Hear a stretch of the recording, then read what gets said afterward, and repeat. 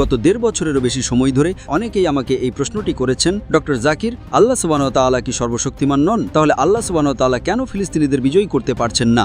মাত্র কয়েক ঘন্টা আগে ইসরায়েল ৫৪ জন ফিলিস্তিনিকে হত্যা করেছে।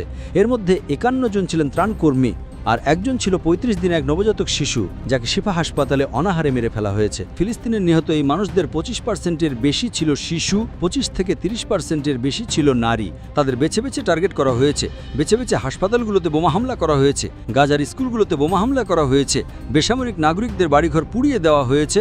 হৃদয়ের প্রশান্তি।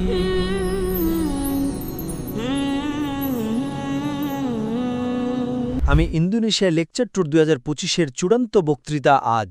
আর এই সফরে ইন্দোনেশিয়ায় আমার শেষ আলোচনার বিষয় হল ফিলিস্তিনের জন্য মুসলিম উম্মার ২১ দফার অ্যাকশন প্ল্যান বা কর্মপরিকল্পনা।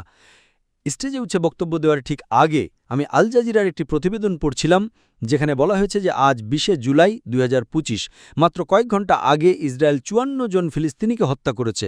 এর মধ্যে ৫১ জন ছিলেন ত্রাণকর্মী, আর একজন ছিল ৩৫ দিনে এক নবজাতক শিশু, যাকে শিফা হাসপাতালে অনাহারে মেরে ফেলা হয়েছে। ৭ই অক্টোবর ২০২৩ থেকে আজ পর্যন্ত প্রায় ১ বছর ৯ মাস আর ২ সপ্তাহে ৫৮,৭৬৫ জন ফিলিস্তিনি নিহত হয়েছেন এবং ১,৪০,৪৮৫ জন ফিলিস্তিনি মারাত্মকভাবে আহত হয়েছেন।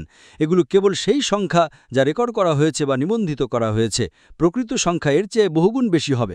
আর আমরা জানতে পেরেছি যে ফিলিস্তিনের নিহত এই মানুষদের ২৫%-এর বেশি ছিল শিশু, ২৫ থেকে ৩০%-এর বেশি ছিল নারী। পরিসংখ্যান আমাদের বলছে যে নিহত ফিলিস্তিনিদের ৫৫ থেকে ৬০% বা ৬০%-এরও বেশি হল শিশু আর নারী। তাদের বেছে বেছে টার্গেট করা হয়েছে, বেছে বেছে হাসপাতালগুলোতে বোমা হামলা করা হয়েছে, ক্লিনিকে বোমা মারা হয়েছে, গাজার স্কুলগুলোতে বোমা হামলা করা হয়েছে, বেসামরিক নাগরিকদের বাড়িঘর পুড়িয়ে দেওয়া হয়েছে। ২০২৩ সালের অক্টোবরের আগে গাজার জনসংখ্যা ছিল ২২,২৬,০০০। এর অর্ধেকেরও বেশি, অর্থাৎ ১২ লাখেরও বেশি মানুষ তাদের বাড়িঘর থেকে বাস্তুচ্যুত হয়েছে। আমি এখানে ফিলিস্তিনের ওপর ইসরায়েলের নৃশংসতা নিয়ে বক্তৃতা দিতে আসিনি, আমার আলোচনার বিষয় ভিন্ন।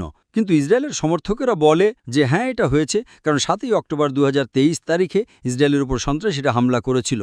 প্রকৃতপক্ষে প্রতিরোধকারী বাহিনী ইসরায়েলে আক্রমণ করেছিল, তাতে ১,১৩৯ জন ইসরায়েলি নিহত হয়েছিল আর ২০০ জনেরও বেশি লোককে জিম্মি করা হয়েছিল। কিন্তু এর শুরুটা এখানে হয়নি। এর শুরু হয়েছে ১৯৪৮ সালের ১৪ই মে থেকে, যখন ইসরায়েল নামক রাষ্ট্রটির জন্ম হয়। তার আগে ইসরায়েল ছিল না। যখন ব্রিটিশরা এই আরবদের ভূখণ্ড শাসন করত, তারা যখন চলে যায় তখন ইসরায়েলকে একটি ছোট্ট অংশ দিয়ে যায়। এমনটা করার কোনো অধিকার তাদের ছিল না। ১৪ই মে ১৯৪৮-এর আগে ইসরায়েলের কোনো অস্তিত্ব ছিল না। তখন তাদের অংশ ছিল সামান্য। তারপর তারা অবৈধভাবে দখল করতে থাকে আর তাদের অংশ বাড়তেই থাকে। এখন গাজা বা ওয়েস্টতরের একটি ছোট্ট অংশ ছাড়া তারা এর বেশিরভাগই দখল করে নিয়েছে। সামান্য একটু অংশ আর বাকি আছে। তারা অবৈধভাবে ক্রমাগত এমন ভূমি দখল করে যাচ্ছে যা তাদের নয়। তখন তারা যুক্তি দেয় যে না, যদি আপনি ইতিহাসে ফিরে যান তবে এটা ইব্রাহিম আলাইসাল্লামের বংশধরদের জায়গা ছিল। ইব্রাহিমের প্রায় ৬০০ বছর পরে এটা সেখানে ছিল। তাই তারা প্রায় ৩,০০০ বছরেরও বেশি সময় ধরে সেই ভূমিতে বসবাস করেছে। আর আপনি যদি ইতিহাস ঘেঁটে দেখেন, তারা ঠিকই বলছে। হ্যাঁ, তারা প্রায় ১৪০০ খ্রিস্টপূর্বাব্দে ফিলিস্তিনের ওই ভূমি দখল করেছিল। সেটা প্রায় ৩,০০০ থেকে ৩,৫০০ বছর আগের কথা। কিন্তু যদি আপনি ইতিহাসে আরও পিছনে যান, প্রথম অধিবাসী কারা ছিল? খ্রিস্টপূর্ব ৬,০০০ অব্দ থেকে প্রথম অধিবাসী ছিল ফিলিস্তিনিরা। তাদের বলা হতো ক্যানানাইট বা অ্যাসক্যালানাইট। তার আরব উপদ্বীপ থেকে এসেছিল। সুতরাং আরবরা মূলত ৮,০০০ বছর ধরে সেই ভূমিতে বসবাস করছে। তাই যদি আপনি বলেন যে যারা প্রথম এই ভূমিতে ছিল তাদের ভূমিটাই তাদের, তবে পবিত্র ভূমি হলে সেটা আল্লাহর। ইসলামে যদি এটা একটা মসজিদ হয়, তবে যে ব্যক্তি এটি প্রতিষ্ঠা করেছে মসজিদটা তাদের দ্বারাই পরিচালিত হতে পারে, এমন কোনো ব্যক্তির দ্বারা নয় যে মানে না আল্লাহ বা আল্লাহর আদেশকে। তাই আমরা বিশ্বাস করি যদি এটা আল্লাহর ভূমি হয়, যদি এটা পবিত্র ভূমি হয়, তাহলে সেটা তাদের হাতেই থাকা উচিত যারা আল্লাহর অনুগত। কিন্তু যদি আপনি এই ভুল যুক্তির সাথে একমত হন যে আদি অধিবাসীদেরই জায়গাটা পাওয়া উচিত, তবে আপনাকে ইতিহাসে ফিরে যেতে হবে। আর খ্রিস্টপূর্ব ৬,০০০ অব্দ থেকে ৮,০০০ বছরেরও বেশি সময় ধরে আরব উপদ্বীপ থেকে আসা ক্যানানাইটরা বা ফিলিস্তিনিরা সেই ভূমিতে বসবাস করেছে। আপনাদের একটা সারাংশ দিচ্ছি। ব্যাপারটা এরকম যে কিছু মানুষের বাড়ি তাদের কাছ থেকে কেড়ে নেওয়া হয়েছে আর তারা গৃহহীন। আর আরেক দল মানুষ, এখানে আরব ফিলিস্তিনিদের কথা বলছি, তারা এই গৃহহীন মানুষদের, এখানে ইহুদিদের কথা বলছি, তাদের বাড়িতে ঢুকতে দেয় কারণ তারা চাচাতো ভাই। আহলান, তোমরা আমাদের বাড়িতে আসতে পারো। তো আরবরা যার বাড়ি থেকে হিটলারের দ্বারা তাড়িয়ে দেওয়া গৃহহীন ইহুদিদের আমন্ত্রণ জানায়। তারা বলেছিল আমাদের বাড়িতে তোমাদের স্বাগতম, তোমরা আমাদের ভাই। তো তারা এলো আর বাড়িতে ঢুকলো। আর কয়েক বছর পরে তারা বাড়ির মালিককেই লাথি মেরে বের করে দিল। আর যখন মালিক বলছে আমার বাড়ি ফেরত দাও, তখন তারা বলছে এরা সন্ত্রাসী। সন্ত্রাসী। এটাই হলো সারাংশ। আমরা এই নিয়ে ঘন্টার পর ঘন্টা কথা বলতে পারি। মূল কথাটা হলো আরব মুসলিমরা তাদের চাচাতো ভাই ইহুদিদের স্বাগত জানিয়েছিল, তোমরা গৃহহীন, এসো আমার বাড়িতে থাকো, আহলান। এই ইহুদিরা বাড়িতে প্রবেশ করে, কয়েক বছর পরে তারা বাড়ির মালিককে লাথি মেরে বের করে দেয়। আর যখন বাড়ির আসল মালিক তার বাড়ি ফেরত চায় এবং বলে দয়া করে আমার বাড়ি ফেরত দাও, তখন তারা বলছে এরা সন্ত্রাসী। এটাই হলো সারাংশ। যাই হোক, আজকের আলোচনা ইতিহাস নিয়ে নয়, এটা আমার আলোচনার বিষয় নয়। আলোচনার বিষয় হলো ফিলিস্তিনের জন্য মুসলিম উম্মার 21 দফার অ্যাকশন প্ল্যান বা কর্মপরিকল্পনা। মূল বিষয়ে যাওয়ার আগে বলি, গত 1.5 বছরেরও বেশি সময় ধরে প্রশ্নোত্তর পর্ব পরিচালনা করার সময় অনেকেই আমাকে এই প্রশ্নটি করেছেন। তারা আমাকে বলেন, ডক্টর জাকির, আল্লাহ সুবহানাহু ওয়া তাআলা কি সর্বশক্তিমান নন? আমি বলি হ্যাঁ, তিনি সর্বশক্তিমান। তাহলে আল্লাহ সুবহানাহু ওয়া তাআলা কেন ফিলিস্তিনিদের বিজয়ী করতে পারছেন না? আল্লাহ যদি সর্বশক্তিমান হন আর ফিলিস্তিনিরা যদি সত্যের উপর থাকে, 1 বছর তো পেরিয়ে গেল, এখন 1 বছর 9 মাস আর 2 সপ্তাহ পূর্ণ হতে আর কয়েকদিন, কয়েক ঘন্টা বাকি। তাহলে আল্লাহ সর্বশক্তিমান হওয়া সত্ত্বেও কেন তিনি ফিলিস্তিনিদের বিজয় করছেন না? আমার উত্তর হলো, ফিলিস্তিনিদের এই যুদ্ধে বিজয়ী করা আল্লাহর জন্য খুবই সহজ একটি কাজ। তিনি কয়েক সেকেন্ডে, কয়েক মিনিটে, কয়েক দিনে বা কয়েক সপ্তাহে এটা করতে পারেন। খুবই সহজ। কিন্তু আমি আমার বক্তৃতা শুরু করেছিলাম পবিত্র কোরআনের সূরা আল ইমরানের 3 নম্বর সূরার 54 নম্বর আয়াতটি উদ্ধৃত করে, যেখানে বলা হয়েছে মাকারু মাকারাল্লাহু ওয়াল্লাহু খায়রুল মাকিরিন, যে তারা ষড়যন্ত্র করেছিল, অর্থাৎ আল্লাহর শত্রুরা ষড়যন্ত্র করেছিল আর আল্লাহ কৌশল অবলম্বন করেছিলেন। ওয়াল্লাহু খায়রুল মাকিরিন। আর আল্লাহই সবচেয়ে বড় কৌশলী। মানুষের যুক্তি দিয়ে আমরা হয়তো বুঝতে পারবো না আল্লাহর পরিকল্পনা কি, কিন্তু যাদের আল্লাহর উপর বিশ্বাস আছে তারা জানে আল্লাহ যাই করেন তা মঙ্গলের জন্যই করেন। আপনারা আমার মতো সীমিত জ্ঞান আর অতি সামান্য হিকমত, যা আসলে কিছুই না, সেটা দিয়ে আমি যতটুকু বুঝতে পারি সেটা হলো আল্লাহ চাইলে এটা খুব সহজেই করতে পারতেন। আর আমরা জানি গত 75 বছর ধরে বিশ্বের 90%-এরও বেশি অমুসলিম মুসলিমদের দিকে তাকিয়ে সন্ত্রাসীর মতো করে, আর তারা ভাবে যে ইসরায়েল হকে ওপরে আছে আর ফিলিস্তিনিরাই দোষী। 90%-এরও বেশি এটা ভেবেছিল। জরিপ করে দেখুন, এটা 85% হতে পারে, যদি 90%ও না হয়। তবে এটা সন্দেহ ছাড়াই যে 2023 সালের অক্টোবরের আগে বিশ্বের অমুসলিমদের মধ্যে 85% বা 90%-এরও বেশি বিশ্বাস করত যে ইসরায়েল হকের উপরে আছে আর ফিলিস্তিনিরা দোষী। গত 1 বছর 9 মাস ধরে 7 অক্টোবর 2023 থেকে এই যে গণহত্যা চলছে মানবজাতির ইতিহাসে এবারই প্রথম। এর আগে গণহত্যা অনেকবার হয়েছে, কিন্তু এবার প্রথম কোনো গণহত্যা বা সরাসরি সম্প্রচার মিডিয়া বা সোশ্যাল মিডিয়ায় দেখানো হচ্ছে। আগের গণহত্যাগুলো আমরা জানতাম 10 বছর পরে, হয়তো 100 বছর পরে বা কয়েক মাস পরে বা কয়েক সপ্তাহ পরে, কিন্তু মানবজাতির ইতিহাসে এবারই প্রথম একটি গণহত্যা ঘটছে আর আপনি সোশ্যাল মিডিয়ায় তা সরাসরি দেখতে পাচ্ছেন। প্রাথমিকভাবে আমাদের বেশিরভাগ সোশ্যাল মিডিয়া, সেটা ফেসবুক হোক বা ইনস্টাগ্রাম হোক, তাদের স্বয়ংক্রিয় অ্যালগোরিদম ছিল যে আপনি কিছু টাইপ করলে সেটার সাথে সম্পর্কিত পরবর্তী ভিডিওটি পাবেন। তাই কেউ যখন ইসরায়েল এবং ফিলিস্তিন সংঘাত নিয়ে সার্চ করত, তখন ভিডিওগুলো চলে আসত। তাই প্রথম কয়েক মাসে পশ্চিমা বিশ্বের নিয়ন্ত্রিত সোশ্যাল মিডিয়াগুলো আসলে সত্যটাই ছড়িয়ে দিচ্ছিল যে কি ঘটছে, যে নিরীহ নারীদের টার্গেট করা হচ্ছে, নিরীহ শিশুদের টার্গেট করে হত্যা করা হচ্ছে, বিশেষভাবে স্কুলগুলোতে বোমা হামলা করা হচ্ছে, হাসপাতালগুলোতে বোমা হামলা করা হচ্ছে, ত্রাণকর্মীদের উপর বোমা হামলা করা হচ্ছে। বেছে বেছে এই ভিডিওগুলো বেরিয়ে আসছিল। যখন ফেসবুক আর ইনস্টাগ্রাম এটা বুঝতে পারল, তখন তারা তাদের অ্যালগোরিদম পরিবর্তন করে দিল। ঠিক আছে, আমরা এখন আর সত্য প্রচার করতে চাই না, কিন্তু টিকটক তো পশ্চিমা বিশ্বের দ্বারা নিয়ন্ত্রিত নয়, এর মালিকানা চীনের। তাই টিকটক সত্য দেখাতে থাকলো। তো টিকটকের মাধ্যমে বিশ্ববাসী আসল সত্যটা জানতে পারল গাজা বা ফিলিস্তিনে কি ঘটছে। অবস্থা এমন হলো যে এখন বিশ্বাস আপনি সারা বিশ্বের 92% মুসলিমদের ফিলিস্তিনের মানুষের সমর্থন করতে দেখবেন। আর 2023 সালের অক্টোবরের মাত্র কয়েক মাসের মধ্যেই আপনি দেখতে পান যে অমুসলিম দেশগুলোতে, পশ্চিমা দেশগুলোতে ফিলিস্তিনিদের সমর্থনে বিশাল বিক্ষোভ হচ্ছে। যখনই অমুসলিম দেশগুলোতে এসব বিশাল বিক্ষোভ হয়েছে, সেখানে বেশিরভাগ মানুষই ছিল অমুসলিম, মুসলিমরা ছিল খুবই সামান্য। আমরা যদি পরিসংখ্যানটি মেনে নিই যে আজ পর্যন্ত 58,765 জন ফিলিস্তিন নিহত হয়েছেন, আপনি এটিকে 2 দিয়ে গুণ করলেও সমস্যা নেই। আপনি কি জানেন এই 1 বছর 9 মাসের ব্যবধানে যত মানুষ নিহত হয়েছে তার চেয়ে বহুগুণ বেশি অমুসলিম ইসলাম গ্রহণ করেছে? শত বা হাজারে নয়, 10,000-এরও বেশি। আমি সেই সাধারণ অমুসলিমদের কথা বলছি না যারা বিশ্বজুড়ে প্রতিদিন ধর্মান্তরিত হচ্ছে, তাদের বাদ দিন। আমি কেবল সেই মানুষদের কথা বলছি যারা গাজার নৃশংসতা দেখার পর ইসলাম গ্রহণ করেছে। ইউরোপীয় একটি ইসলামী সংগঠনের প্রধানের মতে তিনি বলেছেন মাত্র কয়েক মাসের মধ্যেই 20,000 ইউরোপীয় ইসলাম গ্রহণ করেছে কেবল গাজার কারণেই। ইনশাআল্লাহ আমরা এখানে একটা ছোট্ট বিরতি নেব এবং ইনশাআল্লাহ প্রোগ্রাম শেষ হওয়ার পর রাত 11টায় আমরা জামাতে সালাত আদায় করব। আমাদের প্রিয় নবীজি সাল্লাল্লাহু আলাইহি সাল্লাম বলেছেন যে যতটা সম্ভব আজানের পরপরই দ্রুত সালাত আদায় করা উচিত, কেবল ইশার সালাত ছাড়া। ইশার সালাত দেরিতে পড়া যায়। এবং মাশাআল্লাহ আমাদের এখানে হাজার হাজার মানুষ আছে, তা জায়গা পূর্ণ হওয়ার আগে আমরা সালাত আদায় করব।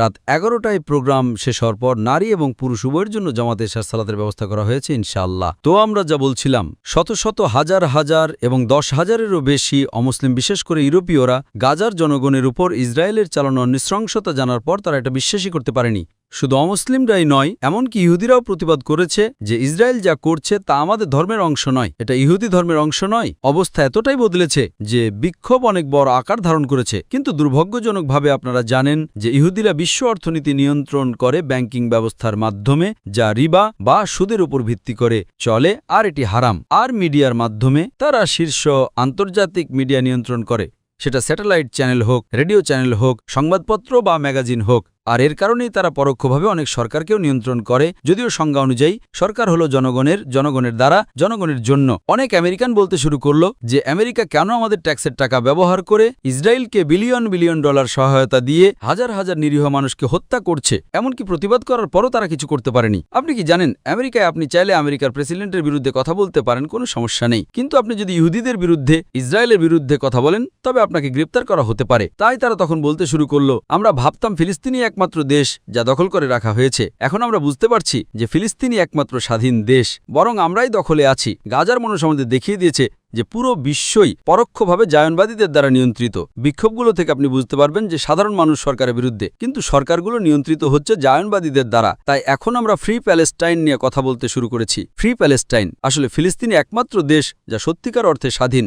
অন্তত সেখানে তো তারা প্রকাশ্যে ইসরায়েলের বিরুদ্ধে কথা বলছে। ইসরায়েল তাদের উপর সেরা অস্ত্রগুলো বারুদ দিয়ে বোমা মারছে, আর তারা পাথর দিয়ে লড়াই করছে। সুতরাং আল্লাহ সুবহানাহু ওয়া তাআলা যদি ফিলিস্তিনিদের কয়েকদিনে বা কয়েক ঘন্টায় বিজয়ী করে দিতেন, তাহলে পৃথিবী ভাবত এই মুসলিমরা তো সন্ত্রাসী, আর এখন এই সন্ত্রাসীরা ইসরায়েলের নিরীহ মানুষের উপর আক্রমণ করেছে। কিন্তু এখন বিশ্ববাসী জানতে পেরেছে কারা অন্যায় করছে, কারা নিরীহ মানুষকে আতঙ্কিত করছে, কারা হাজার হাজার মানুষকে হত্যা করছে। এই ঘটনাটির কারণেই আল্লাহ সুবহানাহু ওয়া তাআলা তাদের সেভাবেই পরিকল্পনা করতে দিচ্ছেন যেমনটা তারা চাইছে। যেমন আল্লাহ সূরা বাকারার 2 নম্বর সূরার 15-16 আয়াতে বলেছেন, আমি তাদের রশি ঢিলা করে দিই যাতে তারা তাদের অবাধ্যতায় বিভ্রান্ত হয়ে ঘুরে বেড়ায়। তাই তারা যা ভালো মনে করছে আল্লাহ তাদের তা করতে দিচ্ছেন, কিন্তু চূড়ান্ত পরিকল্পনাকারী হলেন আল্লাহ। তারা এটা বুঝতে পারেনি যে আজ বিশ্বের বহুসংখ্যক অমুসলিম এখন ইসরায়েলের বিরুদ্ধে। এখন শতাংশটা পুরো উল্টো। আজ মুসলিমদের কথা বাদই দিন, অমুসলিমদের 80%-রও বেশি মানুষকে যদি আপনি সাক্ষাৎকার নেন, তারা ইসরায়েলের বিরুদ্ধে এবং তারা গাজার জনগণের পক্ষে। এমনকি যে রিলিফ কর্মীরা গাজায় যায় তাদের অনেকেই অমুসলিম। আর ইসরায়েলিরা যখন তাদের বাধা দেওয়ার চেষ্টা করে, তারা তাদের ক্রোধের মুখোমুখি হতে প্রস্তুত থাকে।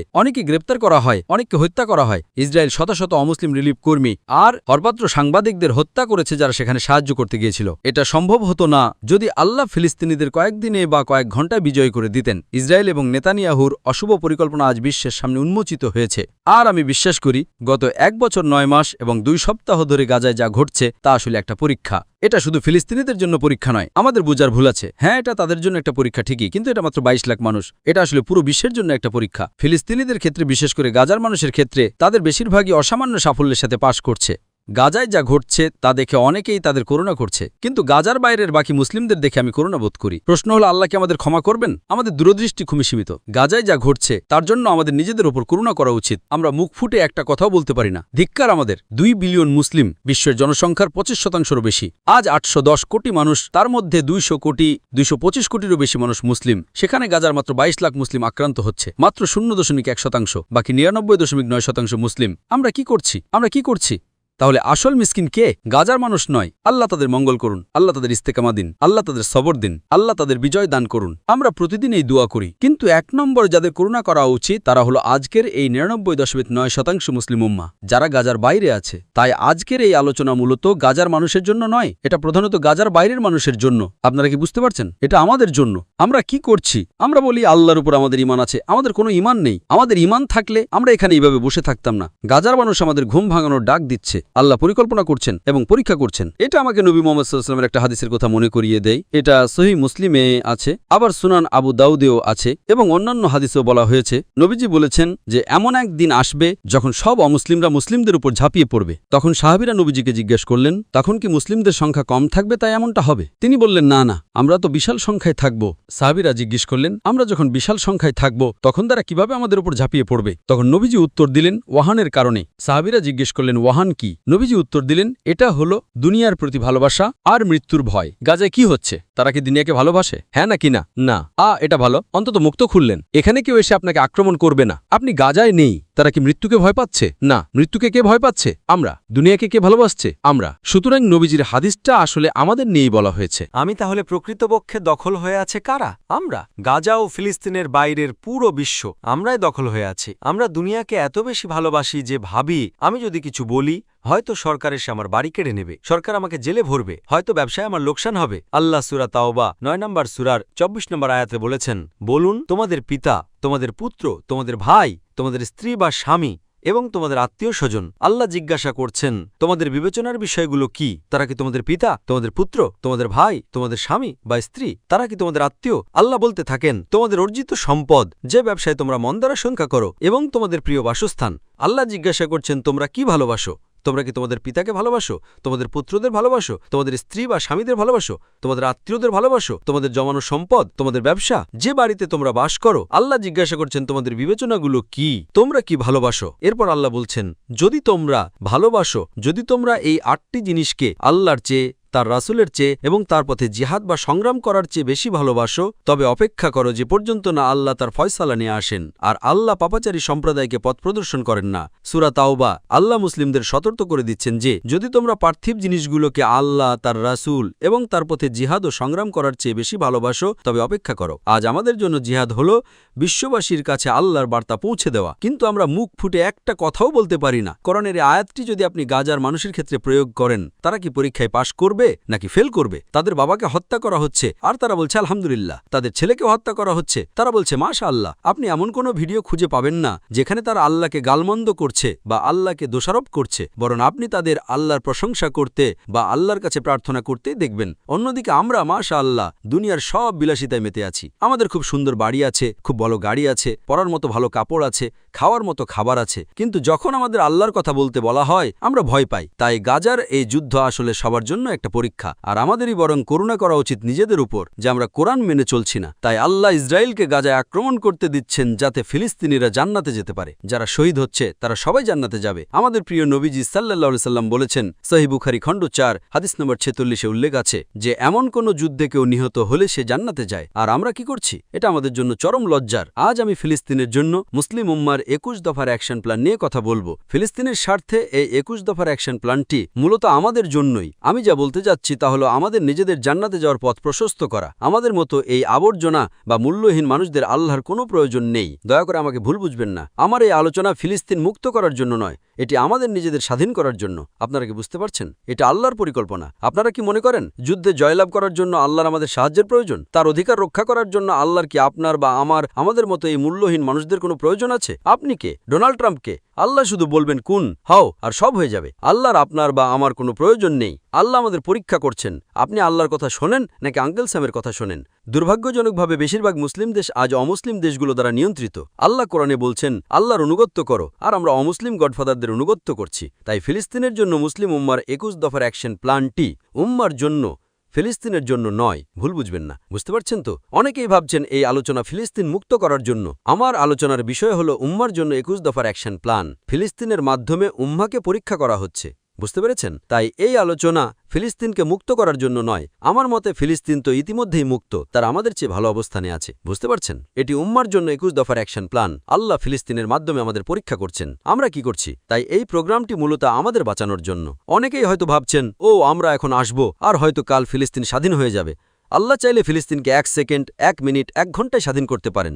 খুব সোজা। কিন্তু তাহলে পরীক্ষাটা রইল কোথায়? সূরা আল মুলক ৬৭ নম্বর সূরার ২ নম্বর আয়াতে আল্লাহ বলেছেন, যিনি মৃত্যু এবং জীবন সৃষ্টি করেছেন যাতে তিনি তোমাদের পরীক্ষা করতে পারেন যে তোমাদের মধ্যে কর্মে কে উত্তম। জীবন এবং মৃত্যু হলো পরীক্ষার জন্য। কিন্তু নবীজি যে ওয়াহানের কথা বলেছিলেন, আমরা দুনিয়াকে এত বেশি ভালোবাসি, আমরা দুনিয়াকে খুব ভালোবাসি আর মৃত্যুকে ভয় পাই। ওয়াহান। আপনি যদি এই দুনিয়াকে ভালোবাসা ছেড়ে দেন, আপনার জন্য জান্নাতে প্রবেশ করা খুব সহজ হয়ে যাবে। তাই নবীজি বলেছিলেন ধনীর চেয়ে গরিব মানুষের জান্নাতে প্রবেশ করা বেশি সহজ। অ্যাকশন প্ল্যানের পয়েন্ট নাম্বার ১। আমাদের প্রিয় নবী মুহাম্মদ সাল্লাল্লাহু আলাইহি সাল্লাম বলেছেন, এটি সহিহ মুসলিমে উল্লেখ আছে, সুনান হাদিস নাম্বার ৫০০৮ এবং ৫০০৯। এবং আর অনেক সহিহ হাদিসে নবীজি বলেছেন, যদি তুমি কোনো অন্যায় হতে দেখো তবে তোমার হাত দিয়ে তা বন্ধ করো, হাত দিয়ে না পারলে তোমার জবান দিয়ে বন্ধ করো, জবান দিয়ে না পারলে তোমার অন্তর দিয়ে তা ঘৃণা করো। আর যদি তুমি তা করো তাহলে তুমি ঈমানের সবচেয়ে নিম্ন স্তরে আছো। অনেক সহিহ হাদিসে নবীজি বলেছেন, যদি কোনো অন্যায় হতে দেখো তবে হাত দিয়ে প্রতিরোধ করো, হাত দিয়ে না পারলে জবান দিয়ে প্রতিরোধ করো, জবান দিয়ে না পারলে অন্তর দিয়ে প্রতিরোধ করো। আর যদি অন্তর দিয়ে প্রতিরোধ করো তবে তা হবে ঈমানের সবচেয়ে দুর্বল স্তর। এর মানে হলো, ধরুন বন্দুক হাতে একজন গ্যাংস্টার একটি ব্যাংক ডাকাতি করছে বা একটি সোনার দোকান লুট করছে। নবীজি বলেছেন হাত দিয়ে তা বন্ধ করো, কিন্তু আপনি ভয় পাচ্ছেন, ও আমি বাধা দিলে সে আমাকে গুলি করবে। এর পরের স্তর হলো জবান। দয়া করে ওই গহনার দোকান লুট করবেন না, আপনি এটা করতে পারেন না। আর যদি শুধু মনে মনে ঘৃণা করেন তবে অন্তত অন্তরে ঘৃণা করতে হবে। যদি মনে মনে ঘৃণা করেন তবে আপনি মুমিনের নিম্ন স্তরে আছেন। আর যদি ঘৃণাও না করেন তবে আপনি আদৌ কোনো মুমিনই নন। বুঝতে পেরেছেন? তাই একজন মুসলিমের পক্ষে অন্তত সবচেয়ে কম যে কাজটা করা সম্ভব সেটা হলো, ইসরায়েল গাজার নিরীহ মেয়েদের হত্যা করছে, এই কাজকে অন্তরে ঘৃণা করা বা অভিশাপ দেওয়া। 1 নম্বর কাজ। আপনি যদি এটা না করেন তবে আপনি নিজেকে মুসলিম বলার যোগ্য নন। আপনি যদি হাত দিয়ে থামাতে পারেন তবে সেটাই করুন, সেটাই সর্বোত্তম। তা না পারলে জবান দিয়ে থামান। আল্লাহ যদি আপনাকে কথা বলার ক্ষমতা দিয়ে থাকেন এবং আপনি যদি কথা না বলেন তবে আল্লাহ আপনার কথা বলার ক্ষমতা কেড়ে নেবেন। আপনি হয়তো খুব ভালো মানুষ, খুব জনপ্রিয়, ফেসবুকে আপনার 1 মিলিয়ন, 5 মিলিয়ন, 10 মিলিয়ন ফলোয়ার আছে, কিন্তু আপনি যদি কথা না বলেন, ঠিক আছে আপনি গিয়ে যুদ্ধ করতে পারবেন না, অন্তত মুখ ফুটে কথা তো বলুন। কিন্তু আমরা ভয় পাই, আমি যদি কথা বলি আমার সোশ্যাল মিডিয়া ব্লক হয়ে যাবে। তাহলে আপনার ন্যূনতম কাজ হলো অন্তত অন্তরে ঘৃণা করা বা অভিশাপ দেওয়া যে যা ঘটছে তা ভুল। 1 নম্বর। অভিশাপ দিয়ে কি আপনি ফিলিস্তিনিদের বাঁচাতে পারছেন? আপনি কি ফিলিস্তিনিদের বাঁচাতে পারছেন? হ্যাঁ কি না? হ্যাঁ। কে বলছে হ্যাঁ? আচ্ছা 5%। কে বলছে অভিশাপ দিয়ে ফিলিস্তিনিদের বাঁচাতে পারছেন না? হাত তুলুন। ইসরায়েলিদের অভিশাপ দিয়ে কি আপনি ফিলিস্তিনিদের বাঁচাতে পারছেন? হ্যাঁ কি না? না। তাহলে আপনি কাকে বাঁচাচ্ছেন? নিজেকে। মাশাআল্লাহ, বুদ্ধিমান দর্শক। তাই ইসরায়েলিদের অভিশাপ দিয়ে আপনি ফিলিস্তিনিদের বাঁচাতে পারছেন না, আপনি নিজেকে বাঁচাচ্ছেন। বুঝতে পারছেন? উম্মার জন্য 21 দফার অ্যাকশন প্ল্যান, উম্মার জন্য, আমাদের জন্য। তাই আজ আমি যা বলতে যাচ্ছি তা আমাদের নিজেদের উপকারের জন্য, ফিলিস্তিনের উপকারের জন্য নয়। তারা ইনশাল্লাহ ইতিমধ্যে জান্নাত পেয়ে গেছে। তাই 1 নম্বর হলো এই নিষ্ঠুরতাকে অভিশাপ দেওয়া, গাজার নিরীহ ছেলে, নিরীহ মেয়ে, নিরীহ মানুষদের হত্যা করার জন্য ইসরায়েলিদের অভিশাপ দেওয়া। পয়েন্ট নম্বর 2, আমার 21 দফার অ্যাকশন প্ল্যানের 2 নম্বর পয়েন্ট, প্রথম 10টি পয়েন্ট যে কোনো মুসলিম করতে পারে। প্রথম 10টি পয়েন্ট, আপনি ধনী হন বা গরিব, কালো হন বা সাদা, আপনি ইন্দোনেশিয়া বা মালয়েশিয়া বা সিঙ্গাপুর বা ভারত বা পাকিস্তান বা সৌদি আরব বা আমেরিকা বা যুক্তরাজ্য, যেখানেই থাকুন না কেন, পৃথিবীর যে কোনো প্রান্তে বসবাসকারী প্রত্যেক মুসলিমেরই উচিত আমার অ্যাকশন প্ল্যানের প্রথম 10টি পয়েন্ট পালন করা, প্রথম কাজগুলো। এরপর যাদের আল্লাহ সামর্থ্য দিয়েছেন কেবল তাদের জন্য, সেটা আমরা পরে আলোচনা করব। তো প্রথম 10টি কাজ প্রত্যেক মুসলিম করতে পারে, তা না হলে আপনি ইমানের নিম্ন স্তরে আছেন, মানে অন্তত আপনি পাশ করবেন তবুও আপনি মুসলিম থাকবেন। 2 নম্বর কাজ হলো আমাদের উচিত আল্লাহ সুবহানাহু ওয়া তাআলার কাছে ফিলিস্তিনিদের জন্য দোয়া করা। আমরা আল্লাহর কাছে দোয়া করি যেন গাজার ওই মানুষগুলো যারা শহীদ হয়েছেন তারা যেন জান্নাতুল ফিরদাউস পান। আমরা গাজার মানুষের জন্য দোয়া করি আল্লাহ যেন তাদের ইস্তেকামা দেন, আল্লাহ যেন তাদের সবর দান করেন, আল্লাহ যেন তাদের বিজয় দান করেন। তাদেরকে বিজয় করার জন্য আল্লাহর কি আমাদের দোয়ার প্রয়োজন আছে? আল্লাহর কি আমাদের দোয়ার প্রয়োজন আছে? আমরা দোয়া করলেই কি তিনি তাদের বিজয় দেবেন? উত্তর হলো না, আল্লাহর আপনার বা আমার দোয়ার প্রয়োজন নেই। আপনি যদি দোয়া করেন তবে আপনি কাকে বাঁচাচ্ছেন? নিজেকে। মাশাআল্লাহ, বুদ্ধিমান দর্শক। তাই ফিলিস্তিনিদের দোয়া করে আপনি নিজেকে বাঁচাতে পারছেন না, আপনি নিজেকে বাঁচাচ্ছেন। বুঝতে পারছেন? উম্মার জন্য 21 দফার অ্যাকশন প্ল্যান, উম্মার জন্য, আমাদের জন্য। তাই আজ আমি যা বলতে যাচ্ছি তা আমাদের নিজেদের উপকারের জন্য, ফিলিস্তিনের উপকারের জন্য নয়। তারা ইনশাল্লাহ ইতিমধ্যে জান্নাত পেয়ে গেছে। তাই 2 নম্বর হলো আমাদের উচিত আল্লাহ সুবহানাহু ওয়া তাআলার কাছে ফিলিস্তিনিদের জন্য দোয়া করা। আমি বিভিন্ন সহিহ হাদিস থেকে জানতে পেরেছি যে বিপদের সময় নবীজি সাল্লাল্লাহু আলাইহি সাল্লাম সালাতে কুনুত পড়তেন। আর বিভিন্ন হাদিস আছে, আলহামদুলিল্লাহ, কিছু মুসলিম দেশে তো আপনি সালাতও ঠিকমতো আদায় করতে পারবেন না। আমি 2016 সালে মালয়েশিয়া হিজরত করি, প্রায় 9 বছর ধরে আমি সেখানে বাস করছি। আর আমি মালয়েশিয়াকে বেছে নিয়েছি কারণ আমার মতে একজন মুসলিমের জন্য বসবাস করার ক্ষেত্রে পুরো বিশ্বে বর্তমানে মালয়েশিয়া অন্যতম একটা মুসলিম দেশ। 100% ইসলামী দেশ নাই, কিন্তু আমার মতে বর্তমানে থাকা অপশনগুলোর মধ্যে সেরা। 15টি দেশ আমাকে ডাকছিল, আসুন এখানে থাকুন, আসুন থাকুন। আমি আমার গবেষণা করেছি, সেটা অন্য আলোচনার বিষয়, সেদিকে আমরা যাব না। মালয়েশিয়ার ভালো দিকটি নিয়ে বলছি। মাশাআল্লাহ, 2023 সালের অক্টোবর থেকে আজ পর্যন্ত বেশিরভাগ মসজিদে 5 ওয়াক্ত সালাতেই দোয়া কুনুত পড়া হয়। বেশিরভাগ মসজিদে, মাঝে মাঝে হয়তো কেউ বাদ দেয়। বিশ্বের আর কোনো দেশের কথা আমার জানা নেই। আর আমি এই 2 বছরে 20-30টি দেশে ভ্রমণ করেছি। এমনকি জুমার সালাতেও পুত্রাজায়ের প্রধান মসজিদ, পুত্রা মসজিদে আমি জুমার সালাত পড়ি। এমনকি জুমার সালাতেও কুনুতের দোয়ায় ফিলিস্তিনের মানুষের জন্য দোয়া করা হয়। তাই মালয়েশিয়ায় থাকতে পেরে আমি নিজেকে ধন্য মনে করি। একজন মুসলিম হিসেবে আমি গর্বিত বোধ করি। আর আমাকে বলা হয়েছে ইন্দোনেশিয়াও, হয়তো মালয়েশিয়ার মতো না হলেও এখানে স্বাধীনতা আছে যে আপনি চাইলে দোয়া করতে পারবেন, কিন্তু সেখানে মালয়েশিয়া মালয়েশিয়ায় প্রায় সব জায়গাতেই 100% না হলেও প্রায় সব জায়গাতেই এটা নিয়মিত হয়। আর ফিলিস্তিনের রাজনৈতিক নেতা যখন শহীদ হন তখন তারা প্রায় সব মসজিদে সালাতুল গায়েব বা গায়েবী জানাজার আয়োজন করেছিল। আমি গর্বিত। বেশিরভাগ মুসলিম দেশে আপনি ফিলিস্তিনের জন্য প্রতিবাদ বা বিক্ষোভও করতে পারবেন না। জানেন কি, আমি ইন্দোনেশিয়ার কথা বলছি না, আলহামদুলিল্লাহ ইন্দোনেশিয়া এটা চেক করেছে, কিন্তু বেশিরভাগ মুসলিম দেশে আপনি হাতে গোনা কয়েকটি নাম বলতে পারবেন, মালয়েশিয়া, ইন্দোনেশিয়া, আরও ৩-৪টি, যেখানে আপনি প্রকাশ্যে প্রতিবাদ করতে পারবেন। অমুসলিম দেশগুলোতে আপনি নির্দ্বিধায় প্রতিবাদ করতে পারবেন। অনুমতি নিয়ে প্রতিবাদ করুন। আর আপনি যখন প্রতিবাদ করবেন অমুসলিমরাই বেশি আসবে। মুসলিম থাকবে 10%, 15%, আর অমুসলিম থাকবে 85%। বড় মিছিল হবে 10,000 বা 20,000 মানুষের। আর মুসলিম দেশে আপনি মিছিল বের করলে তা নিষিদ্ধ করা হবে, সরকার আপনাকে বাধা দেবে বা এসে গ্রেপ্তার করবে। সব না, বেশিরভাগ মুসলিম দেশেই। আমি তাদের নাম বলতে চাই না, কারণ সেটা আমার বিষয় না। কিন্তু মালয়েশিয়ায় শাসক দল এবং বিরোধী দলের মধ্যে প্রতিযোগিতা হয় কে ফিলিস্তিনকে বেশি সমর্থন করে। বিরোধী দল 10,000 মানুষ নিয়ে আসলে শাসক দল 20,000 মানুষ নিয়ে আসে। বিরোধী দল 10 মিলিয়ন সংগ্রহ করলে শাসক দল 100 মিলিয়ন সংগ্রহ করে। ভালো তো? কল্পনা করুন মালয়েশিয়ায় শাসক দল এবং বিরোধী দলের মধ্যে প্রতিযোগিতা হচ্ছে ফিলিস্তিনকে সমর্থন করার জন্য। এমনকি পার্লামেন্টের অমুসলিম সদস্যরাও বলছে, তোমরা সৈন্য পাঠাচ্ছ না কেন? অমুসলিমরা এটা বলছে কারণ তারা জানে মালয়েশিয়ার মুসলিমদের কাছে ইসলাম একটা ভোট ব্যাংক। তাই অমুসলিম সংসদ সদস্যরাও প্রতিরক্ষা মন্ত্রীকে বলছে, গাজার মানুষকে সাহায্য করার জন্য আপনারা সৈন্য পাঠাচ্ছেন না কেন? তো নবীজি বিপদের সময় দোয়া কুনুত পড়তেন। দোয়া করার আরেকটা ভালো সময় হলো তাহাজ্জুদ। নবীজি বলেছেন, রাতের শেষ 1/3 যদি আপনি দোয়া করেন, এমন একটি মুহূর্ত আছে যখন আল্লাহ জিজ্ঞাসা করেন, হে আমার বান্দারা, তোমাদের কিছু চাওয়ার আছে, আমি তা তোমাদের দেব। দিনের মধ্যে সালাতের শ্রেষ্ঠ সময় হলো রাতের শেষ 1/3, যখন আল্লাহ দুনিয়ার আসমানে নেমে আসেন। আর সিজদার কথা বললে সাধারণ মুসলিমদের জন্য তাহাজ্জুদ ফরজ নয়, নবীজির জন্য এটি ছিল, তবে সাধারণ মুসলিমদের জন্য ফরজের পর এটাই শ্রেষ্ঠ সুন্নাহ। তাই আপনি যদি তাহাজ্জুদে সিজদায় গিয়ে ফিলিস্তিনের গাজার মানুষের জন্য দোয়া করেন, চিন্তা করেন কত সওয়াব পাবেন। আল্লাহর আমাদের প্রার্থনার প্রয়োজন নেই। আর বেশিরভাগ মুসলিম হয়তো তাহাজ্জুদ পড়ে না, অন্তত এই সময়ের জন্য হলো শুরু করুন। আপনি যদি তাহাজ্জুদ পড়া শুরু করেন, তবে আপনি একটি অত্যন্ত গুরুত্বপূর্ণ সুন্নাহকে পুনর্জীবিত করতে পারছেন। তাই রাতের শেষ 1/3 সিজদায় গিয়ে ফিলিস্তিনের মানুষের জন্য দোয়া করুন, হে আল্লাহ, তাদের নিরাপত্তা দিন, তাদের সবর দিন, তাদের জান্নাত দিন। আল্লাহ ভাববেন এই মুসলিম অন্য মুসলিমের জন্য পরোয়া করে।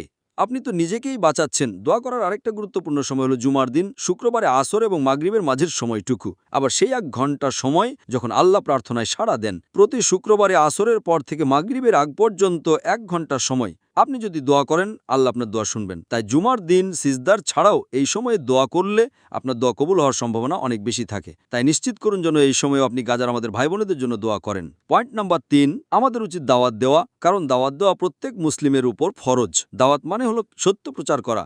সূরা আল-আসর 103 নম্বর সূরার 1 থেকে 3 নম্বর আয়াতে জান্নাতে যাওয়ার একটি মানদণ্ডের কথা বলা হয়েছে। সময়ের কসম, নিশ্চয়ই মানুষ অত্যন্ত ক্ষতিগ্রস্ত অবস্থায় আছে। কেবল তারা ছাড়া যারা ঈমান এনেছে, যারা সৎ কাজ করেছে, যারা মানুষকে সত্যের দিকে দাওয়াত দেয় বা আহ্বান করে, এবং যারা মানুষকে ধৈর্য এবং অধ্যবসায়ের দিকে আহ্বান করে। তাই জান্নাতে যাওয়ার অন্যতম মানদণ্ড হলো দাওয়াত, মানুষকে সত্যের দিকে আহ্বান করা। আপনি হয়তো খুব ভালো মুসলিম, আপনি দিনে 5 ওয়াক্ত সালাত আদায় করেন, রমজান মাসে রোজা রাখেন, যাকাত দেন, হজও করেছেন, কিন্তু আপনি যদি দাওয়াতের কাজ না করেন, মানুষকে সত্যের দিকে আহ্বান না করেন, তাহলে আপনি জান্নাতে প্রবেশ করতে পারবেন না। এগুলো সবই সমান গুরুত্বপূর্ণ, ঈমান, সৎ কাজ সবই। তাই আমাদের চারপাশে থাকা মানুষদের ফিলিস্তিনের জনগণের উপর ইসরায়েলের চালানো নৃশংসতা সম্পর্কে জানাতে হবে।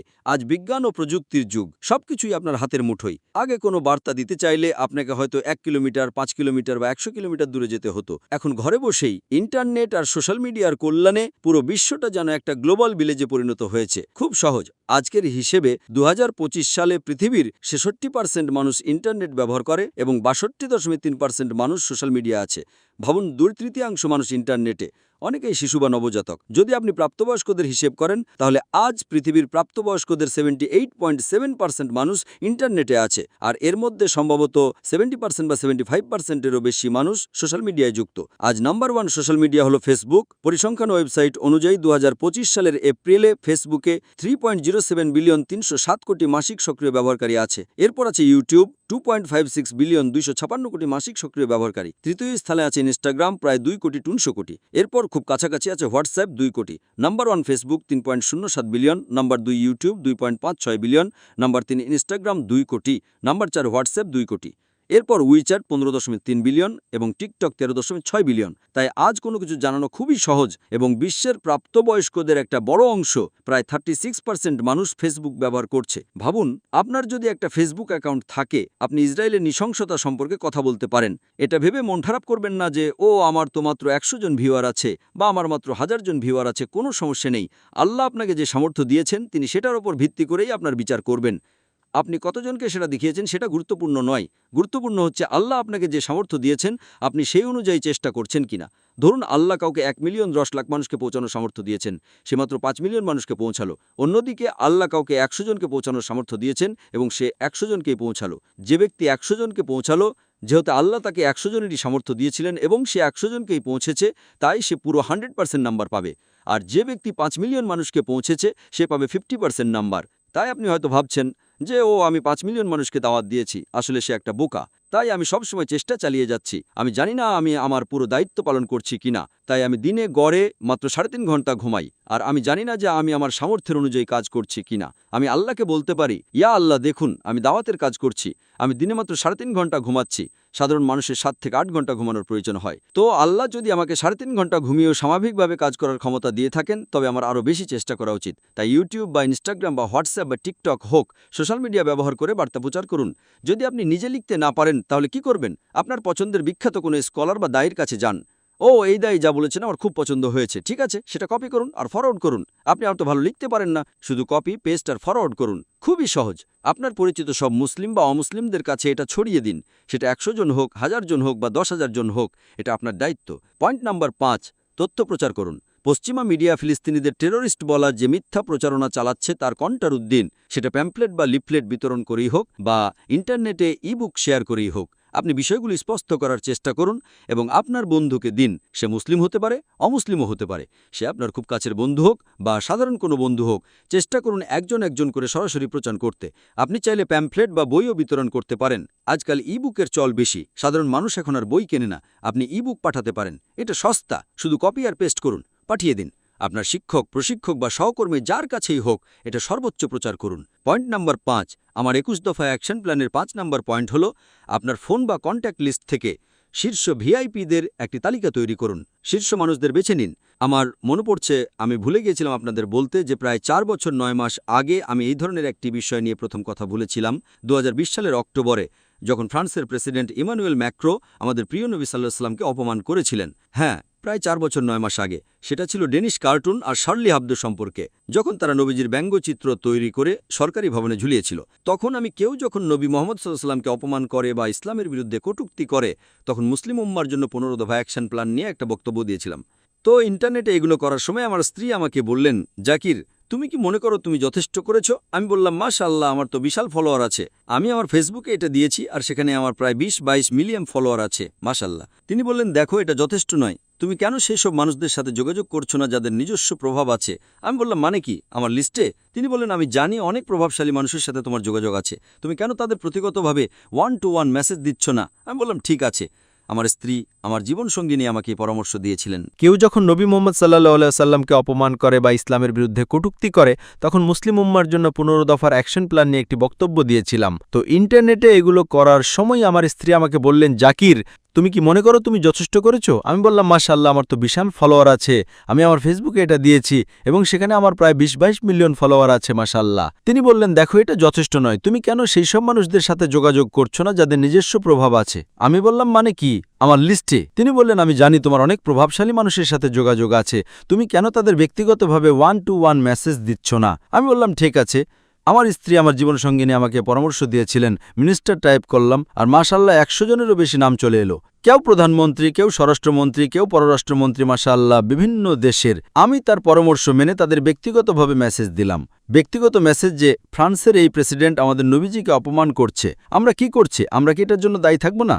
আমি মেসেজ দিলাম আর কয়েক মিনিটের মধ্যে কয়েকজন আমাকে উত্তর দিলেন। বেশিরভাগই কয়েক ঘন্টার মধ্যে উত্তর দিয়েছিলেন এবং আমি এর ফলাফলও দেখতে পেলাম। তাদের কেউ কেউ সেই দেশের রাষ্ট্রদূতকে তলব করলেন, কেউ কেউ খবরের কাগজে চিঠি লিখলেন এবং মাশাআল্লাহ, এটা একটা অসাধারণ সাড়া ফেলেছিল।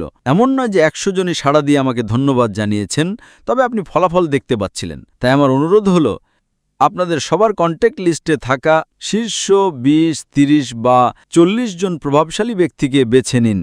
আপনি হয়তো প্রেসিডেন্টকে চিনতে পারেন, রাজাকে চিনতে পারেন, প্রধানমন্ত্রীকে চিনতে পারেন। আপনার পরিচিত শীর্ষ ব্যক্তি হয়তো রাজা নাও হতে পারেন, তিনি হয়তো একজন সংসদ সদস্য হতে পারেন, স্থানীয় জনপ্রতিনিধি বা গভর্নর হতে পারেন। ঠিক আছে, গভর্নর নেই, আপনি হয়তো আপনার সোসাইটির চেয়ারম্যানকে চেনেন, কোনো সমস্যা নেই। আপনার তালিকায় যিনি শীর্ষস্থানীয় বলে আপনার মনে হয়, যিনি সবচেয়ে প্রভাবশালী, তিনি প্রধানমন্ত্রী হন, দায়ী হন বা স্কলার হন, আপনার তালিকার শীর্ষ 50 বা 30 জনকে ব্যক্তিগতভাবে মেসেজ দিন।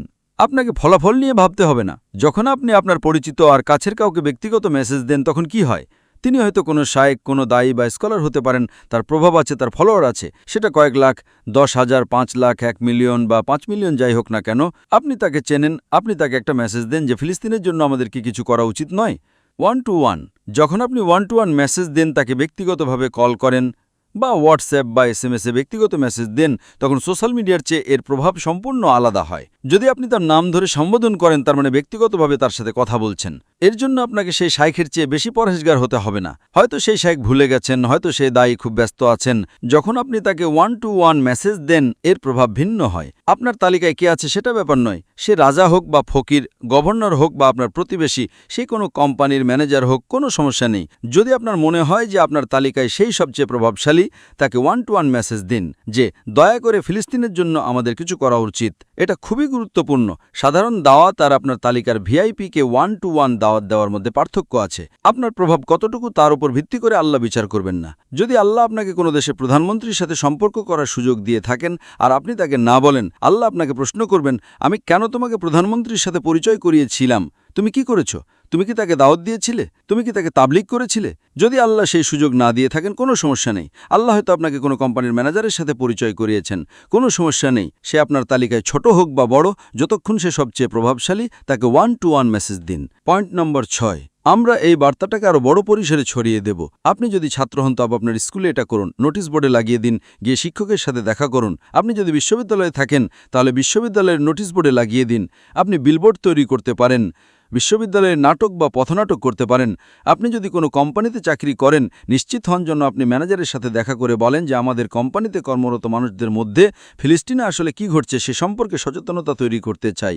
কিভাবে মানুষ মারা যাচ্ছে, কিভাবে গণহত্যা চলছে, এটা একটি ভিন্ন স্তরের কাজ।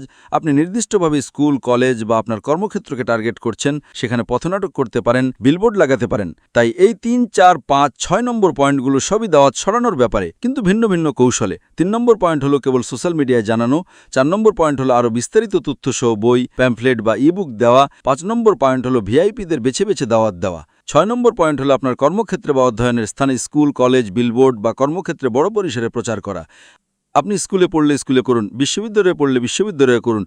আপনি যদি আপনার কর্মক্ষেত্রে চাকরি করেন, নিশ্চিত হন যেন আপনি চারপাশের সবাইকে, বিশেষ করে গাজায় যে গণহত্যা চলছে সে সম্পর্কে বার্তা দিচ্ছেন।